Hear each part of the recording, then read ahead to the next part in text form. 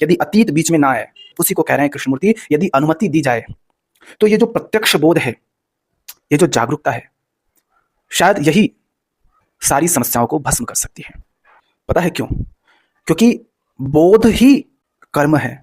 आप सोचते हैं कि जानना माने ज्ञान अलग है कर्म से, ना, बोध स्वयं कर्म है। शरीर के माध्यम से फिर जो होता है वह तो उसी बोध का प्रकट रूप है। सबसे पहला कर्म बोध के तल पर होता है। जैसे आप यदि प्यासे हैं और सामने एक गिलास में पानी है और एक गिलास में जहर है, तो यह हाथ किस गिलास को उठाएगा, ये हाथ नहीं तय कर रहा है, ये उस प्रत्यक्ष बोध से तय हो रहा है। तो पहला कर्म बोध है, फिर बाद में आपको शरीर के माध्यम से कुछ गति होती हुई दिखाई देती है।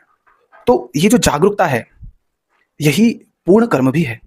इसीलिए कृष्णमूर्ति कह रहे हैं कि यदि अनुमति दी जाए तो यह जागरूकता शायद सारी समस्याओं को भस्म कर सकती है, फिर और कुछ करने की आवश्यकता नहीं रह जाती है।